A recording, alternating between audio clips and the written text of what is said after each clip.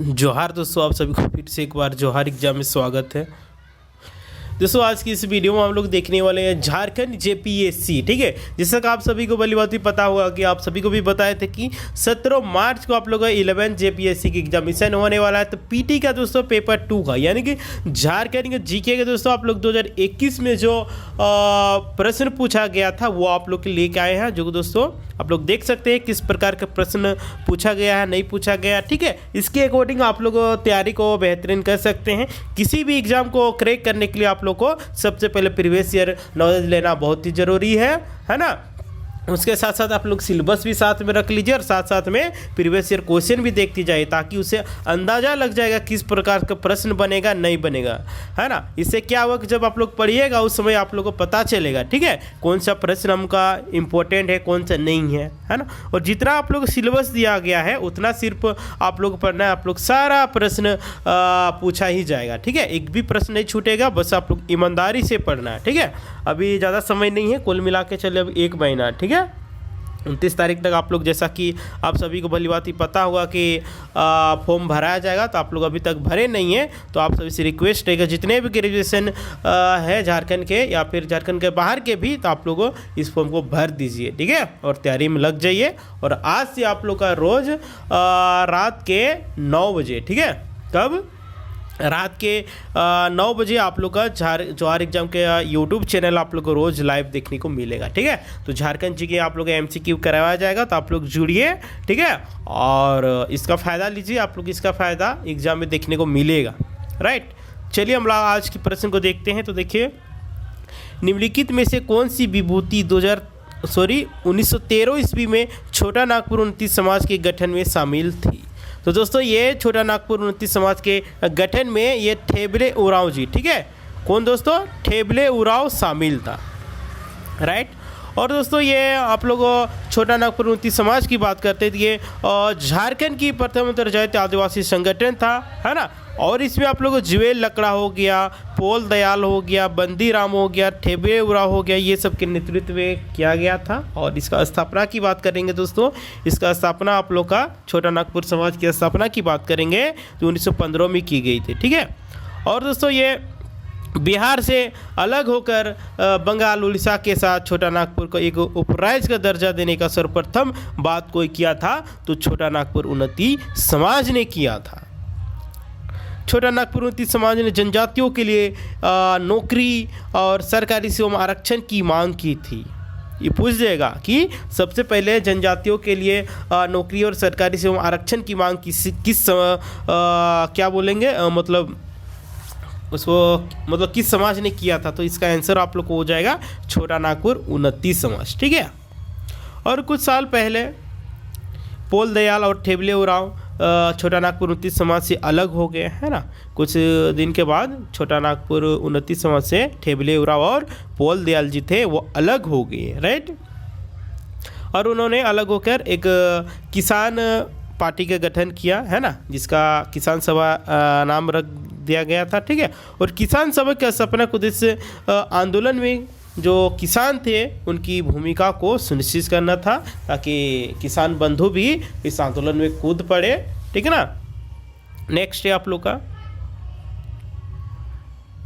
किस वर्ष झारखंड क्षेत्र स्वशासी परिषद की स्थापना हुआ था। तो देखिए इसका स्थापना की बात करते हैं तो 9 अगस्त 1995 ईस्वी को झारखंड क्षेत्र स्वशासी परिषद की गठन हुआ था, ठीक है। और इसका अध्यक्ष की बात करेंगे तो ये इसका अध्यक्ष कौन थे, शिबू सोरेन जी, ठीक है, जिसको डिसम गुरु जी के नाम से भी आप लोग जानते होंगे।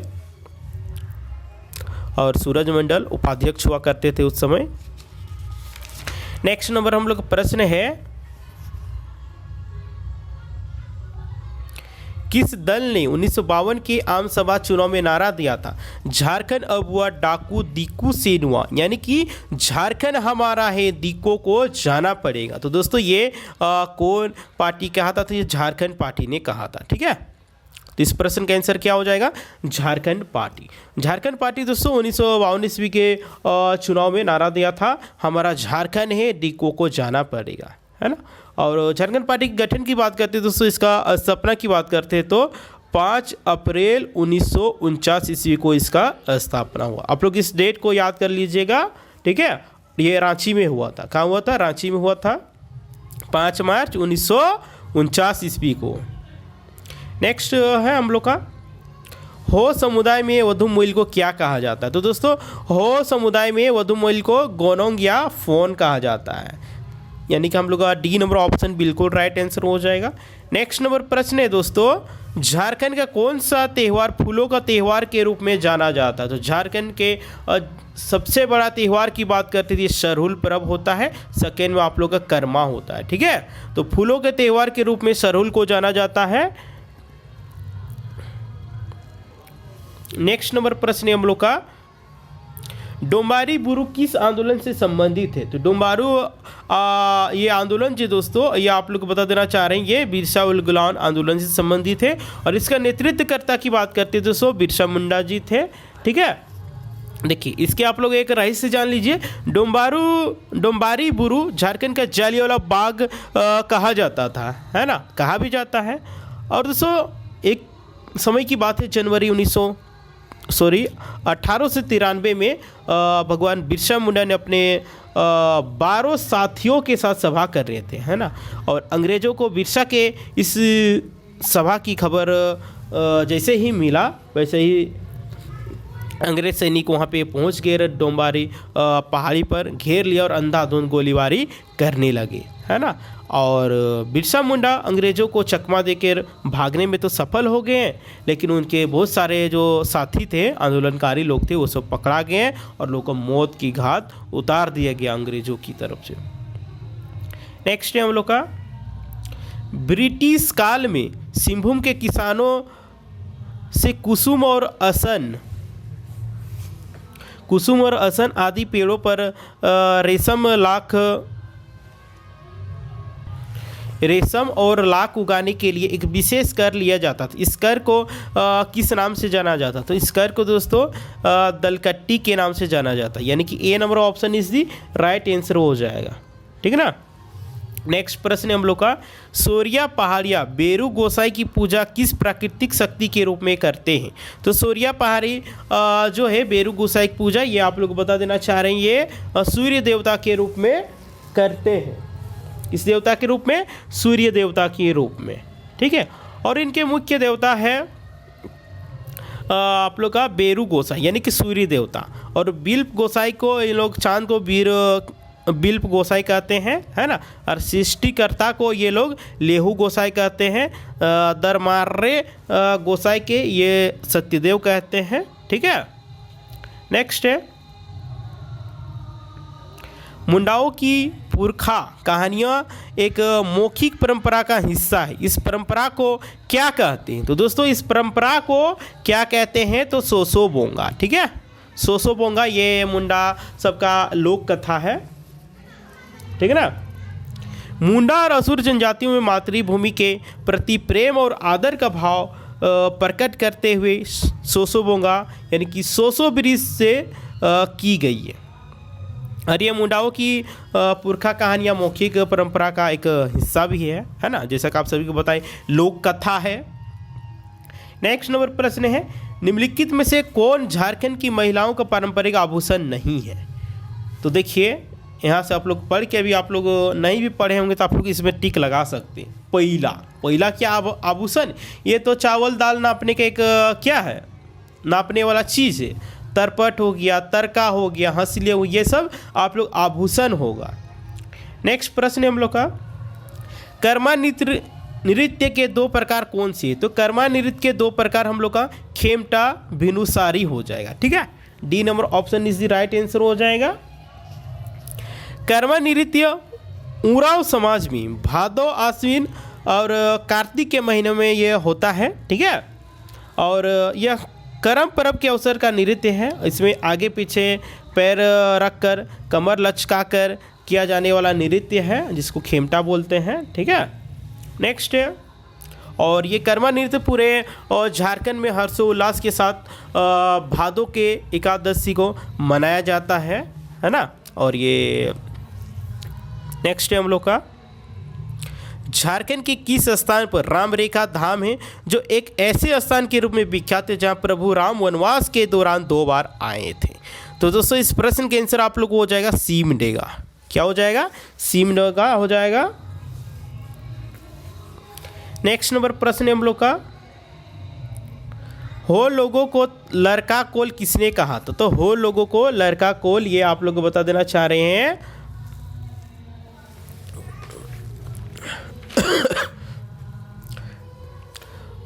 SR टिकेल ने कहा था। कौन कहा था दोस्तों? SR टिकेल ने कहा था। नेक्स्ट नंबर प्रश्न है, मटूरा कहानी जो मुंडा लोक कथाओं का संग्रह है, इसका लेखक कौन है? यानी कि मटूरा कहानी का लेखक कौन है? तो इसका जो आंसर हो जाएगा आप लोग का मेनास आड़ैया। क्या हो जाएगा? मेनास आड़ैया। नेक्स्ट नंबर प्रश्न है हम लोग का, किस ईसाई पादरी को रामकथा पर किए गए उल्लेखनीय कार्यों के लिए जाना जाता है? बताइए किस ईसाई पादरी को जाना जाता है? तो इसका जो आंसर आप लोग का जाने वाला है फादर कामिल बुल्के। ठीक है, बी नंबर ऑप्शन बिल्कुल राइट आंसर हो जाएगा। इसको भारत सरकार द्वारा 1974 ईस्वी में पद्म भूषण से सम्मानित किया गया था। नेक्स्ट नंबर प्रश्न है आप लोग का, पुस्तक dust storm and hanging mist A study of Birsa Munda and रू हिज मूवमेंट इन छोटा नागपुर 1874 से 1901 का लेखक कौन है? तो दोस्तों इस पुस्तक की लेखक की बात करते हैं तो KS सिंह है। ठीक है, KS सिंह हो जाएगा। ए नंबर ऑप्शन बिल्कुल राइट आंसर हो जाएगा। देखिए लेखक से आप लोग प्रश्न रहेगा, साहित्य से आप लोग का प्रश्न रहेगा, तो जितना भी टॉपिक दिया उसको आप लोग पूरे बारीकी से पढ़ लीजिए। नेक्स्ट है, पुस्तक यीशु चरित चिंतामयीन यानी कि ईसा मसीह की जीवनी को 1963 में नागपुरी में किसने लिखा था? तो दोस्तों ये आप लोग को कौन लिखे थे? तो इसको आप लोग बता देना चाह रहे हैं तो फादर पीटर शांति नवरंगी ने, है ना। डी नंबर ऑप्शन बिल्कुल राइट आंसर हो जाएगा। नेक्स्ट नंबर प्रश्न की बात करते हैं, 1910 ईस्वी में प्रकाशित संथाल परगना जिला गजेटियर के लेखक कौन है? 1910 ईस्वी में प्रकाशित संथाल परगना जिला गजेटियर के लेखक की बात करते हैं तो दोस्तों इसका लेखक है LSSO मेली, यानी कि बी नंबर ऑप्शन बिल्कुल राइट आंसर हो जाएगा। ठीक है ना। नेक्स्ट नंबर प्रश्न है, कांके में बिरसा कृषि विश्वविद्यालय में निम्न संकाय उपलब्ध है? सही उत्तर आप लोग को चूज करके बताना है। तो इस प्रश्न के आंसर आप लोग को रह जाने वाला कृषि, पशु चिकित्सा और वानिकी। राइट, डी नंबर ऑप्शन जो होगा बिल्कुल राइट आंसर हो जाएगा। नेक्स्ट नंबर प्रश्न है हम लोग का, सही उत्तर को चिन्हित करें। Ranchi national institute of foundry and force technology निम्न में से किसके सहयोग से स्थापित किया गया है? तो ये आप लोग को बता देना चाह रहे हैं, ये UNDP यूनेस्को के सहयोग से स्थापित किया गया। राइट, ये नंबर ऑप्शन बिल्कुल राइट आंसर हो जाएगा। UNDP की बात करती है, इसकी स्थापना आप लोग का 1966 ईस्वी में हुआ था। कब दोस्तों? 1966 ईस्वी में हुआ था। नेक्स्ट नंबर प्रश्न की बात करते हैं, सही उत्तर को चिन्हित करें। फूलो झानो मुर्मू मेडिकल कॉलेज का संबंध किस विश्वविद्यालय से है?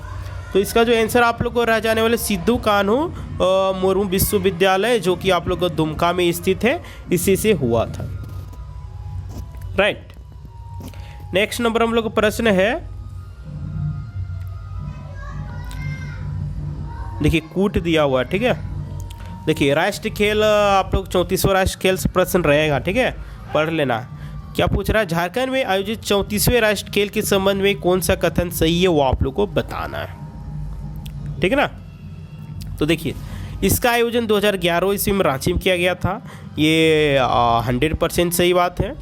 इसका शुभंकर छुआ था जो कि एक शिशु हिरन था, बिल्कुल सही बात है। झारखंड ने इस राष्ट्रीय खेल में 33 स्वर्ण पदक जीते थे, ये भी बिल्कुल सही बात। झारखंड ने पदक तालिका में पहला स्थान किया था, जो कि बिल्कुल रॉन्ग है। तो इस हिसाब से हम लोग को प्रश्न नंबर ऑप्शन नंबर सी बिल्कुल राइट आंसर हो जाएगा। नेक्स्ट है हम लोग का, देखिए ये भी एक कूट मिलान करना है। तो देखिए इस प्रश्न का आंसर आप लोगों को हम बता देना चाह रहे हैं, बी नंबर ऑप्शन हो जाएगा। ठीक है, बी नंबर ऑप्शन हो जाएगा, यानी कि किनन स्टेडियम आप लोग का जमशेदपुर में स्थित है, आप लोग का मेकन स्टेडियम जो कि रांची में स्थित है, परमवीर अल्बर्ट एक्का स्टेडियम जो कि गुमला में स्थित है, इंडोर स्टेडियम जो कि दुमका में स्थित है। ठीक है, तो देखिए इस प्रकार का प्रश्न आप लोग को पूछा गया है। नेक्स्ट नंबर प्रश्न है, महेंद्र सिंह धोनी ने अपना पहला एक दिवसीय अंतर्राष्ट्रीय मैच किस देश के खिलाफ। देखिए खिलाड़ी में आप लोग महेंद्र सिंह धोनी के बारे में पढ़ लीजिएगा, इससे आप लोग प्रश्न देखने को मिलेगा। इनके बारीकी की पूरे महेंद्र सिंह के बारे आप लोग पढ़ लेना है। तो बताइए सबसे पहले एक दिवसीय अंतर्राष्ट्रीय मैच किसके खिलाफ खेले थे। तो इसका जो आंसर आप लोग को रह जाने वाला बांग्लादेश के साथ धोनी पहला अंतर्राष्ट्रीय मैच खेले थे। ठीक है, और ये कब खेले थे दोस्तों, 23 दिसंबर 2004 ईस्वी को। और आप लोग स्टेडियम का भी नाम याद कर लीजिए, MA अजीज स्टेडियम चटगांव। नेक्स्ट है, देखिए भी कूट भाषा दिया हुआ है, खिलाड़ी है उसके मतलब संबंधित खेल कौन कौन सा है वो आप लोग को चूज करना है। तो देखिए शुभ लक्ष्मी जो कि क्रिकेट खेलती है, इस हिसाब से देखिए बी का 3 कहाँ मिल रहा है, बी के 3 यहाँ पे। ठीक है, तो ये सब ऑप्शन का आप लोग को नेगलेक्ट कर दीजिए, अब 2 ऑप्शन में देखना है। तो देखिए बी तो हो जाएगा, यानी ए का आप लोग का 4 हो जाएगा, सिल्वा नुस डुंगडुंग हॉकी हो जाएगा, प्रेमलता अग्रवाल जो कि पर्वतारोहण है। ठीक है, यानी कि सी का दूध देखिए किस में है, यानी कि सी नंबर ऑप्शन हम लोग को बिल्कुल राइट आंसर।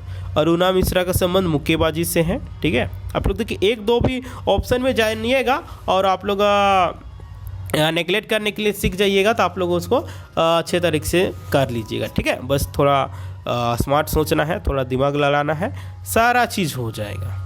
जीवन में कोई भी चीज़ हार्ड नहीं है, इंसान से बढ़कर कोई चीज़ नहीं है। ठीक है ना। झारखंड स्टेट क्रिकेट एसोसिएशन की ओर से अंतर्राष्ट्रीय क्रिकेट स्टेडियम का निर्माण कब हुआ। तो ये आप लोग बता देना चाह रहे हैं, ये निर्माण 2013 ईस्वी में रांची में हुआ। राइट, नेक्स्ट है हम लोग का छोटा नागपुर काश्तकारी अधिनियम की कौन सी धारा भूमि के उपयोग के संबंध में अधिभोगी रैयत के अधिकार के बारे में प्रावधान करती है। तो देखिए आप लोग को बता देना चाहिए 12 प्रश्न आप लोग का CNTS-50 एक्ट से पूछा जाएगा, तो इसको आप लोग अच्छे तरह से पढ़ लेना है।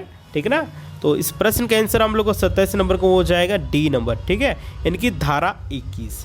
देखिए छोटा नागपुर काश्तकारी अधिनियम के अध्याय 4 में आप लोग को रैयत, ठीक है, धारा 6 से 36 का उल्लेख है, जिसमें से भूमि के उपयोग के संबंध में अधिभोगी रैयत के अधिकार, कोई रैयत अपनी अधिकार भूमि को स्थानीय रीति से काश्तकारी के लिए उपयोग में ला सकती है। कृषि के लिए ईंट और खपरों का निर्माण, पानी पीने, घरेलू कृषि और मत्स्य पालन के लिए बांध या आरओ के निर्माण के लिए या फिर कुटीर उद्योग के लिए इसका कर सकते हैं। ठीक है, नेक्स्ट आप लोग का छोटा नागपुर काश्तकारी अधिनियम के अंतर्गत सर्वेक्षण करने और अधिकार अभिलेख तैयार करने का आदेश देने की शक्ति किसमें है। तो ये आप लोग का आंसर जो हो जाएगा राज्य सरकार के पास ये अधिकार। ठीक है, आप लोग प्रश्न को ध्यान से पढ़िए। छोटा नागपुर काश्तकारी अधिनियम के अंतर्गत सर्वेक्षण करने और अधिकार अभिलेख तैयार करने का आदेश ये आप लोग को दे सकता है राज्य सरकार। नेक्स्ट प्रश्न है हम लोग का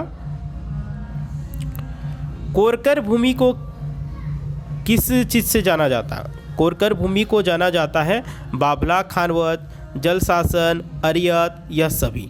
तो आप लोग बता देना चाह रहे हैं कोरकर भूमि को हम लोग भाबला खानवत भी कहते हैं, जल शासन भी कहते हैं, अरियत भी कहते हैं, यानी किस हिसाब से हम लोग को डी नंबर ऑप्शन जो होगा बिल्कुल राइट आंसर हो जाएगा। ठीक है ना। देखिए कोरकर का मतलब क्या होता है, कोरकर के बारे में आप लोग जान लीजिए। ठीक है, तो कोरकर का मतलब होता है जंगल की जमीन। कोरकर का मतलब क्या होता है, जंगल की जमीन, जिसमें आप लोग बंजर हो गया, बंजर भूमि हो गया, फिर अनचाही भूमि जो चावल की खेती के लिए तटबंधों या फिर कह सकते हैं कृत्रिम रूप से समतल बनाना है ना, उसको हम लोग कोरकर भूमि कहते हैं। गांव या गांव के कृषक या भूमिहीन मजदूर को जंगल की जमीन या बंजर भूमि या फिर असिंचित भूमि को कोरकर में बनाने का अधिकार है ना। गांव के लोगों को जो भूमिहीन है वो जंगल को मतलब कोड़ कर या समतल करके उसको बनाने का और उसमें खेती करने का अधिकार है, परंतु जमीन का मालिकाना हक मालिक के पास होना चाहिए, न कि किसी दूसरे रैयत को। समझ रहे हैं ना। आप किसी की ज़मीन को मतलब उबड़ा खबड़ा है, ठीक है, पहाड़ टाइप का है, उसको आप लोग मतलब क्या बोलते हैं, उसको कोड़ के मतलब समतल करके उसमें आप लोग खेती उती कर सकते हैं, और ये आप उसमें खेती बाड़ी सिर्फ कर सकते हैं, बाद बाकी उसका आप मालिक नहीं हो सकते हैं, राइट। और किसी भूमि को कोकर भूमि में परिवर्तित करने के लिए डिप्टी कमिश्नर की अनुमति आवश्यक है, ठीक है। और कोई भूमि है जिसको कोकर भूमि में अगर बदलना है तो उसके लिए उपायुक्त होता है, जो जिला का डीसी होता है, डीएम होता है, उससे अनुमति लेना होगा तब होगा। कोकर भूमि को अरियत, जल शासन, सानन और भाबल खानन आदि के नाम से भी जाना जाता है, ठीक है। नेक्स्ट नंबर प्रश्न है, निम्नलिखित में से कौन काश्तकारी के वर्ग में नहीं है। देखिए 4 ऑप्शन दिया, उसमें से आप लोग छांट के बताना है कि काश्तकारी वर्ग के अंतर्गत कौन सा नहीं आता है। तो काश्तकारी के अंतर्गत कौन सा नहीं आता है, तो ये आप लोग जान लीजिए। तो ये भूइंहरी, खूट, कट्टीदार ये नहीं आता है, बाद बाकी भूधारक, रैयत, मुंडारी, कट्टीदार ये सब आप लोग काश्तकारी के अंतर्गत में आता है। नेक्स्ट है, छोटा नागपुर काश्तकारी अधिनियम अधिनियमित किया गया है कब। छोटा नागपुर काश्तकारी अधिनियम ये आप लोग का 11 नवंबर 1908 ईस्वी को बनाया गया था, ठीक है। डेट याद कर लीजिएगा, मोस्ट इंपॉर्टेंट है, 11 नवंबर 1908 ईस्वी को, ठीक है। देखिए छोटा नागपुर काश्तकारी अधिनियम का प्रारूप आप लोग 1903 ईस्वी में ही तैयार हो गया था, लेकिन इसमें आंशिक और संशोधन परिवर्तन करके ये 11 नवंबर 1908 ईस्वी को पूर्ण रूप से लागू कर दिया गया था, राइट।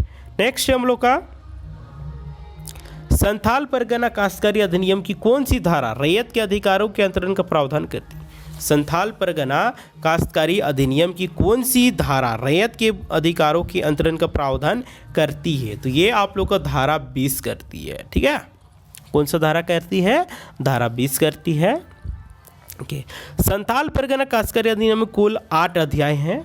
कितने, 8 अध्याय हैं और 72 धाराएं हैं, जिसमें से आप लोग का धारा 20 रैयत के अधिकारों के हस्तांतरण का उल्लेख करता है, और धारा 23 की बात करते तो धारा 23 रैयत भूमि का विनिमय करने का प्रावधान करता है ना। और आप लोग का छोटा नागपुर काश्तकारी की बात करते हैं तो इसमें आप लोग का 271 धारा है और 19 अध्याय है, ठीक है। नेक्स्ट है हम लोग का बंजर भूमि के बंदोबस्ती को निरस्त किया जा सकता है यदि उस पर खेती नहीं की गई हो। देखिए अगर कोई बंजर भूमि है उसको बंदोबस्त निरस्त किया जा सकता है अगर उसमें 3 साल नहीं खेती किया गया है, या फिर 7 साल, 5 साल या फिर 9 साल। तो इस प्रश्न का आंसर आप लोग हो जाएगा 5 साल, ठीक है। 5 साल से अगर आप उसमें खेती नहीं किए हैं तो उस भूमि को फिर से निरस्त कर दिया जाएगा, है ना। तो देखिए इसके बारे में आप लोग जान लीजिए। 33 नंबर नहीं, नेक्स्ट नंबर प्रश्न है हम लोग का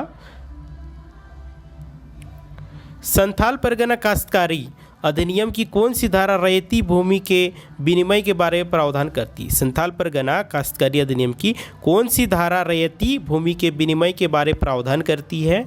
तो इस प्रश्न के आंसर आप लोग को रह जाने वाला है धारा 23।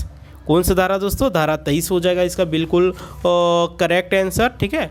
संथाल परगना काश्तकारी अधिनियम की कौन सी धारा रैयत भूमि को विनिमय के बारे में प्रावधान करती है, तो धारा 23। नेक्स्ट प्रश्न हम लोग का संथाल परगना काश्तकारी अधिनियम के अंतर्गत सभी आवेदन दिए जाएंगे कहाँ, वाद हेतु के उत्पन्न होने के 1 साल के भीतर, वाद हेतु के उत्पन्न होने से 3 साल के भीतर, या फिर वाद हेतु के उत्पन्न होने के 7 साल के भीतर, या फिर वाद हेतु के उत्पन्न होने के 5 साल के भीतर। तो दोस्तों इस प्रश्न का आंसर आप लोग को हो जाएगा वाद हेतु के उत्पन्न होने के 1 साल के अंदर में। 1 साल के अंदर में ही आवेदन आप लोग दे सकते हैं। ज़्यादा हो जाएगा तो आवेदन आपका खारिज कर दिया जाएगा। राइट, देखिए संथाल परगना काश्तकारी, ठीक है, संथाल परगना काश्तकारी अधिनियम के अध्याय 7 की धारा 64 से 66 में परिसीमा का उल्लेख किया गया है, जिसमें से धारा 64 के अनुसार सभी आवेदन धारा 42 को जमानत और जिनके लिए इस अधिनियम के अन्य परिसीमा की कोई अबंधित उपबंधित नहीं है, वाद करने के प्रावधान होने पर 1 वर्ष के भीतर किए जाएंगे। ठीक है, यानी कि आवेदन आप लोग 1 साल के अंदर में ही कर सकेंगे, बाद आप लोग को कोई सुनवाई नहीं होगा। नेक्स्ट प्रश्न है, संथाल परगना काश्तकारी अधिनियम के अंतर्गत पुनर्विलोकन का प्रावधान वर्णित किया गया है। संथाल परगना काश्तकारी अधिनियम के अंतर्गत पुनर्विलोकन का प्रावधान किया गया है, तो ये आप लोग का धारा 60 में, कौन से धारा में दोस्तों, धारा 60 में किया गया है। ठीक है, और अध्याय 6, इसको भी आप लोग नोट डाउन कर लीजिए, अध्याय 6। नेक्स्ट है, झारखंड उचित मुआवजा एवं पारदर्शी भू अर्जन पुनः स्थापन एवं पुनः बंदोबस्ती संशोधन अधिनियम 2017 प्रवाही कब से माना जाएगा। तो ये आप लोग का 1 जनवरी 2014 से माना जाएगा। झारखंड उचित मुआवजा एवं पारदर्शी भू अर्जन पुनर्स्थापन एवं पुनः बंदोबस्ती संशोधन अधिनियम 2017 प्रवाही आप लोग का 1 जनवरी 2014 से माना जाएगा। नेक्स्ट है आप लोग का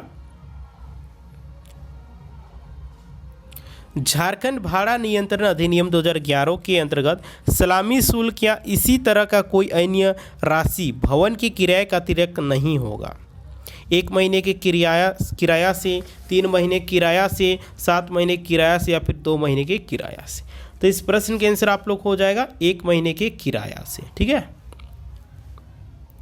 नेक्स्ट है, जोजोहाटू जो पश्चिमी सिंहभूम में स्थित है, ये किस लिए प्रसिद्ध है। क्रोमाइट के लिए, काइनाइट के लिए, ग्रेफाइट के लिए, मैग्नेटाइट के लिए।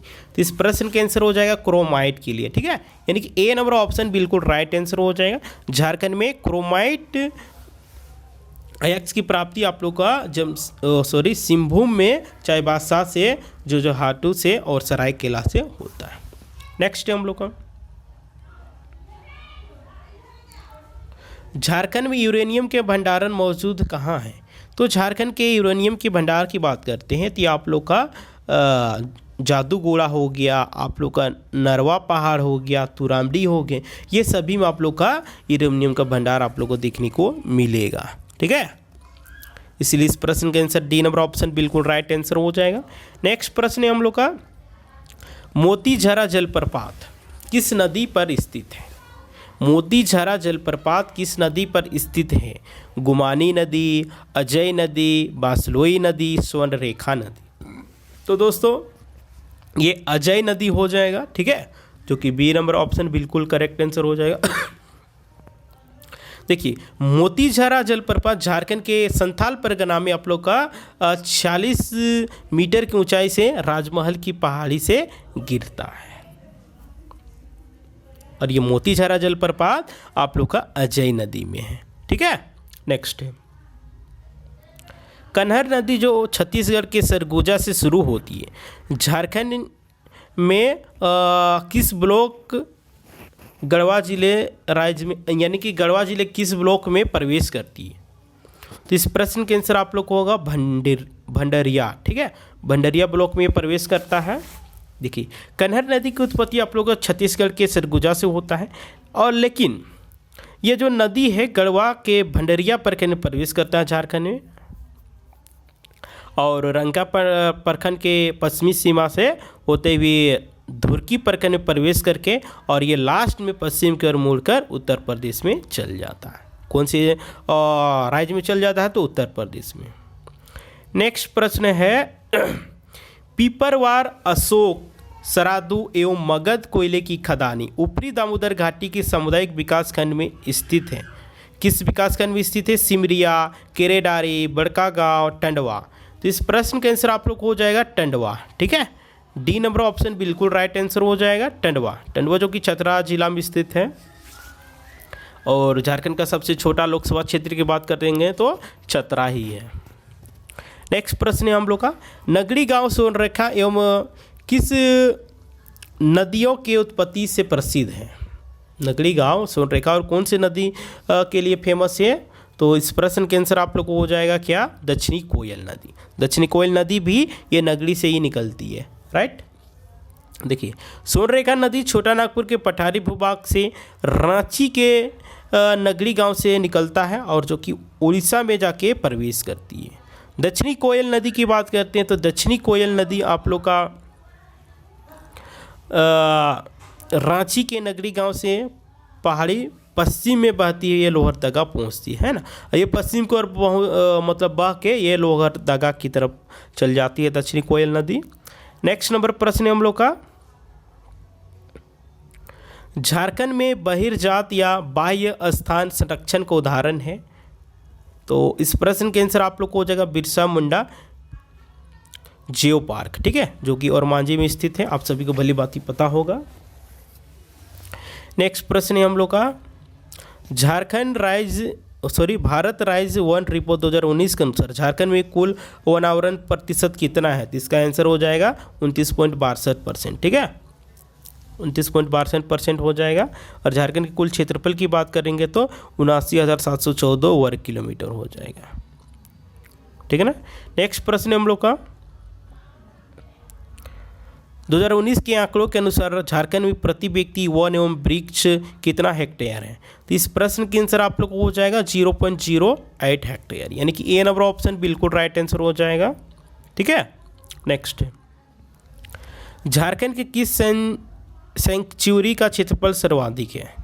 तो झारखंड के आप लोग को बता देना चाह रहे हैं ये पलामू सेंचुरी का क्षेत्रफल सबसे ज़्यादा है, यानी कि डी नंबर ऑप्शन बिल्कुल राइट आंसर हो जाएगा। और ये कितना है? तो ये 794.33 वर्ग किलोमीटर है। नेक्स्ट नंबर प्रश्न है हम लोग का, झारखंड में औद्योगिकरण सुनिश्चित करने के लिए सरकार ने कुल कितनी नीतियाँ बनाई हैं? तो झारखंड में औद्योगिकरण नीति सुनिश्चित करने के लिए राज्य सरकार ने आप लोग का नीति की बात करते हैं तो ये नीति आप लोग के लिए बनाई है 18। कितने दोस्तों? 18 नीति बनाई है। नेक्स्ट है आप लोग का,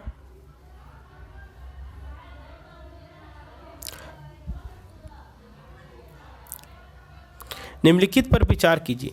देश के कुल खनिज का 40% झारखंड में पाया जाता है। अच्छा, क्या बोला है क्वेश्चन? उपयुक्त कथनों में से कौन सही नहीं? कौन सही नहीं वो आप लोग को पूछा है। ठीक है, तो आप लोग फटाफट बता दे रहे हैं कौन सही नहीं है। तो देखिए 2 और 3 नहीं सही है। क्यों सही नहीं है?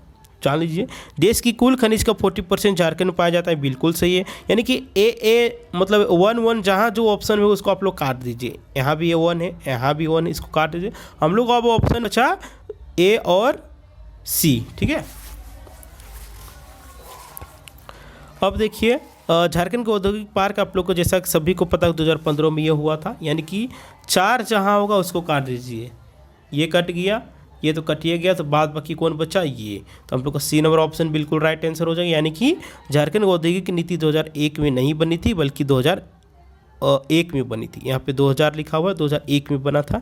और ईज ऑफ डूइंग बिजनेस के मामले में झारखंड देश में दूसरा रैंक नहीं है, बाद बाकी बल्कि पहला था। ठीक है, तो आज की सेशन क्लास यहीं पे समाप्त होती है। तो कल आप लोग को 51 से लेके पूरे 100 तक करा दिया जाएगा। ठीक है, और रोज़ आप लोग एग्ज़ाम तक आप लोग बने रहिएगा। रात के 9 बजे आप लोग को जवाहर एग्ज़ाम के यूट्यूब चैनल में आप लोग को रोज़ झारखंड जीके का इम्पोर्टेंट 100 क्वेश्चन देखने को मिलेगा, जो कि एग्जाम ऑफ डिस्ट्रिक्ट कौन से बहुत ही हेल्पफुल रहने वाला। ठीक है, तो आप लोग देखना ना भूलिएगा। और जितने भी JPSC 11 JPSC की तैयारी करने वाले अभ्यर्थीगण होंगे सभी को वीडियो फॉरवर्ड कर दीजिएगा। ठीक है, तो आप लोग कर दीजिए। और इस चैनल में नए होंगे तो बोलेंगे कि जवाहर एग्जाम को सब्सक्राइब कर लीजिए एंड बेल आइकन को प्रेस कर दीजिए, ताकि जब भी इसी प्रकार का वीडियो अपलोड होगा तो आप लोग सबसे पहले नोटिफिकेशन मिल सकेगा। तो ठीक है, फिर मिलते हैं।